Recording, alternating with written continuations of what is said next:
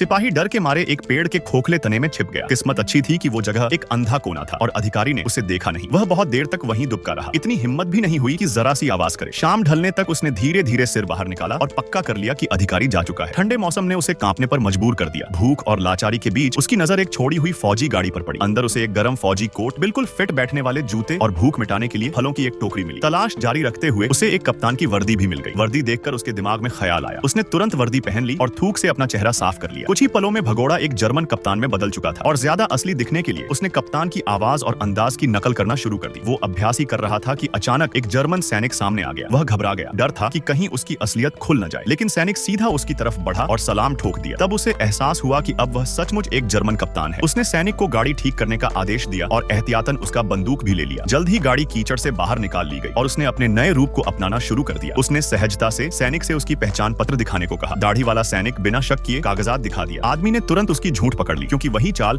उसने खुद भागने के लिए अपनाई थी। लेकिन उसने उसका भंडाफोड़ नहीं किया। आखिरकार दोनों ही भगोड़े थे और उसे एक साथी की जरूरत थी। उसने सिर्फ एक सेब देकर उस दाढ़ी वाले को अपना आदमी बना लिया। दोनों ने तय किया कि किसी रेस्टोरेंट में जाकर पेट भर खाना खाएंगे। रास्ते में उसने अपनी पुरानी वर्दी फेंक दी। कुछ दूर चलने के बाद उन्हें एक शराब खाना मिल गया। चूंकि जर्मन सेना ने जनता का भरोसा खो दिया था, इसलिए कोई उन पर ध्यान नहीं दे रहा था। साफ था कि मुफ्त में खाना मिलना आसान नहीं होगा। लेकिन उस आदमी ने झट से दिमाग चलाया। उसने कागज कलम निकाला और दावा किया कि उसे ऊपरी अफसरों ने युद्ध में हुए नुकसान की रिपोर्ट लिखने भेजा है, ताकि मुआवजा बाद में दिया जा सके। यह सुनते ही लोग खुश हो गए और अपने दुखड़े सुनाने लगे। शराब खाने के मालिक ने तो उन्हें भुना हुआ मांस तक परोसने का इंतजाम कर दिया, मगर भूखा दाढ़ी वाला अपनी असलियत से बाज नहीं आया और मांस झपट कर खाने लगा। इससे मालिक को शक हुआ। एक कप्तान का साथी इस तरह गंदी हरकतें नहीं करता। बिल्कुल सामान्य सिपाही जैसा भी नहीं लगा। यह तो सिर्फ भगोड़े ही कर सकते थे। फिर भी वह आदमी भूख के बावजूद शालीनता से खाना छक रहा था। उसी रात जब वो सोने ही वाला था, शराब खाने का मालिक एक भगोड़े को पकड़कर उसके पास ले आया और कहा कि कप्तान ही सजा दे। साफ था कि यह एक इम्तिहान था। अगर उसने भगोड़े को गोली नहीं मारी तो सैनिक कानून के हिसाब से यह साबित हो जाता कि वह नकली कप्तान है। मजबूरी में उसने पिस्तौल उठाई और अपने साथी के सिर पर तान दी। फिलहाल इसने शराब खाने के मालिक के शक को कुछ देर के लिए शांत कर दिया।